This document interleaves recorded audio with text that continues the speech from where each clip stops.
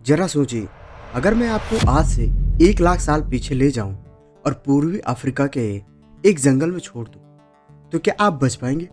शायद 10 मिनट भी नहीं।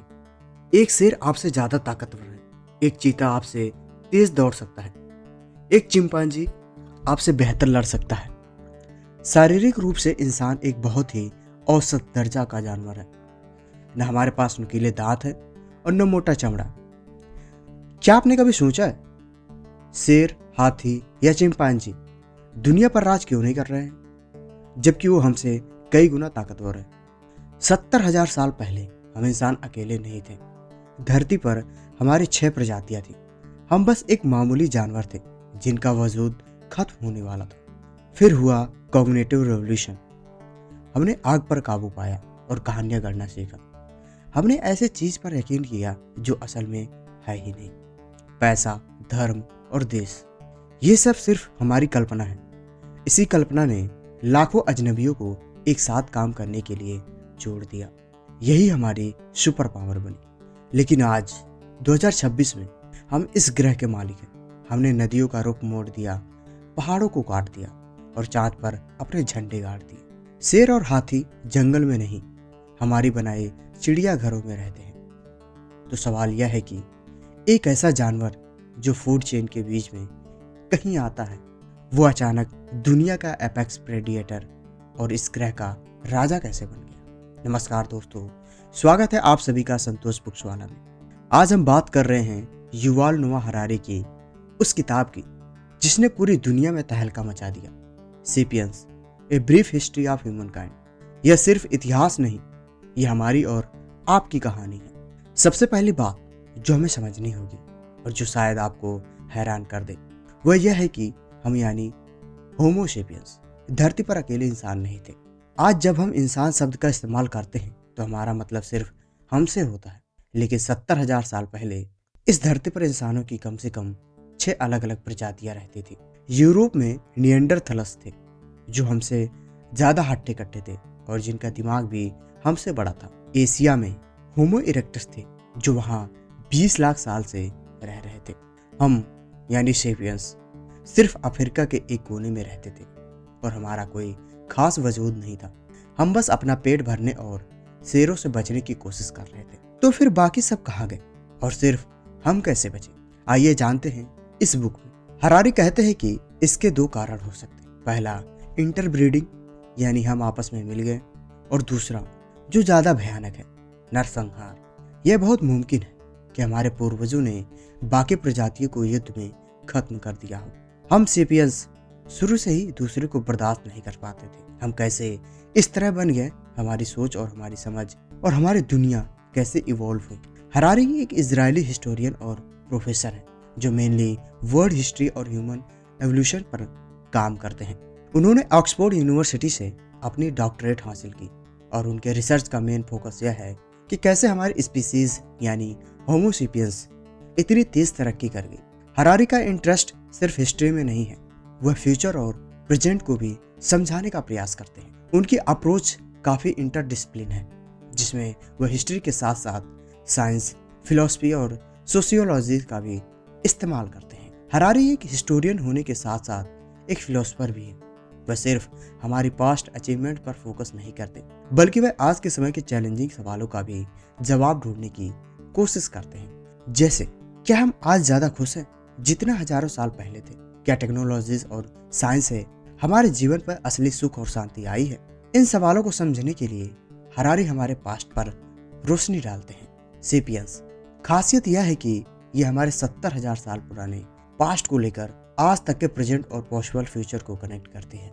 हरारी इस किताब में 3 बड़े रेवोल्यूशन की बात करते हैं: कॉग्निटिव रेवोल्यूशन, एग्रीकल्चर रेवोल्यूशन और साइंटिफिक रेवोल्यूशन।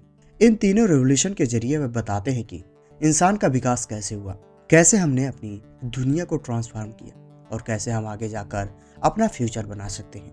यह किताब इसलिए इतनी सिग्निफिकेंट है क्योंकि हरारी सिर्फ हिस्ट्री के घटनाओं को नहीं गिनाते, बल्कि वह उन घटनाओं के पीछे के कारण को समझाने की कोशिश करते हैं।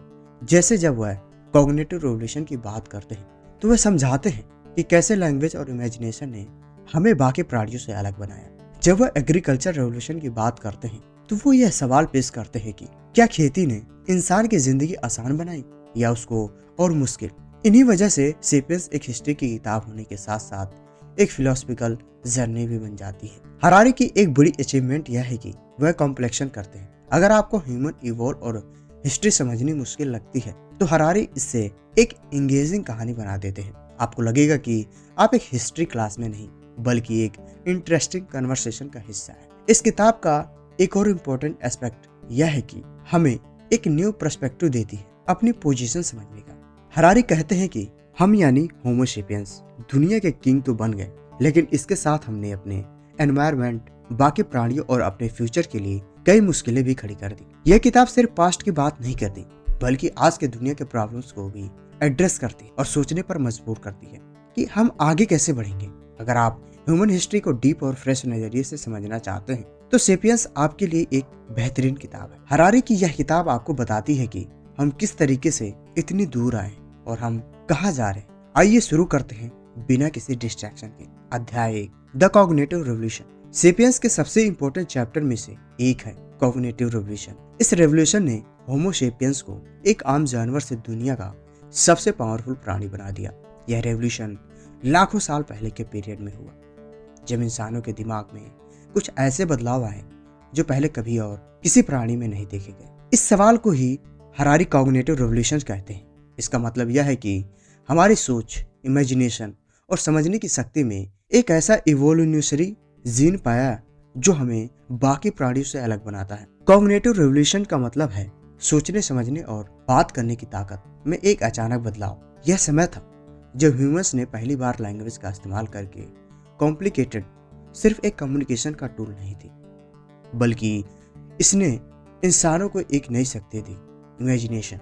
इमेजिनेशन के जरिए इंसान सिर्फ यह नहीं सोच सकता था कि उसके आसपास क्या हो रहा है बल्कि वह फ्यूचर की कल्पना भी कर सकता था, कहानियां सोच सकता था और नए नए कॉन्सेप्ट बनाने लगा। यह सब शुरुआत थी कॉग्निटिव रेवोल्यूशन की। जब तक यह कॉग्निटिव रेवोल्यूशन नहीं हुआ था इंसान एक आम जानवर था जो बाकी प्राणियों की तरह ही जीता था।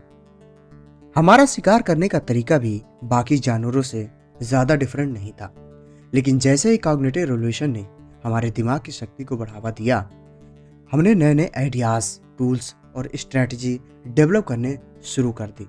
इसने हमें एक इवोल्यूशनरी आइडियाज तो दिया जो बाकी प्राणियों के पास नहीं था। हरारी बताते हैं कि कॉग्निटिव रेवोल्यूशन का सबसे बड़ा उपहार था लैंग्वेज।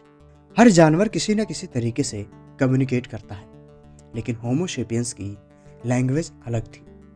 हम सिर्फ बेसिक जरूरतें नहीं बताते थे, हम कहानियां सुना सकते थे। यह कहानियां फ्यूचर भी हो सकती थी और इमेजिनेटिव भी।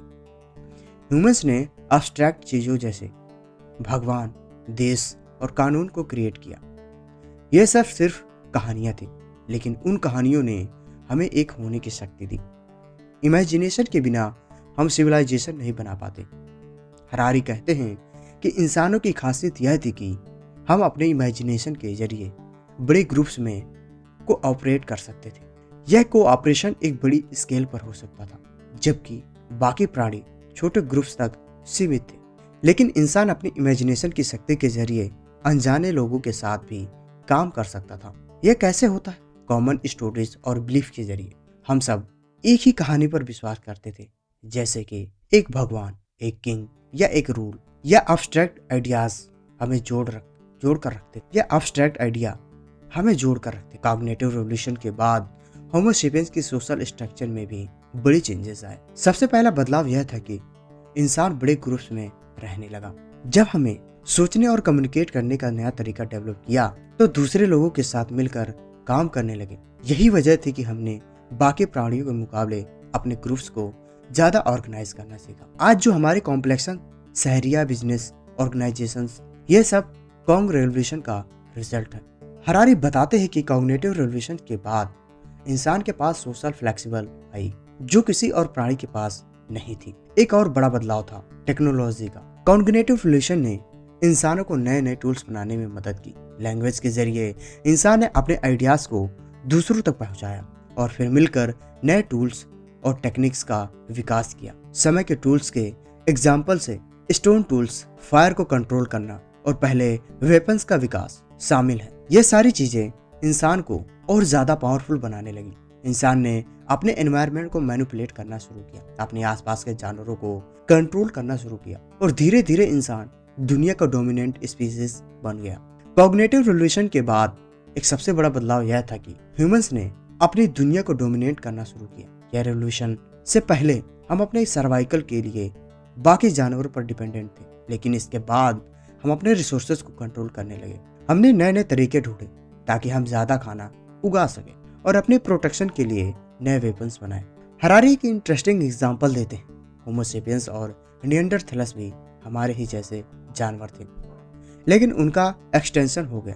कॉग्निटिव रिवॉल्यूशन के बाद होमो सेपियंस का नेटवर्क ज्यादा स्ट्रांग हो गया, जबकि निएंडरथैलस छोटे छोटे ग्रुप्स में सीमित रहे।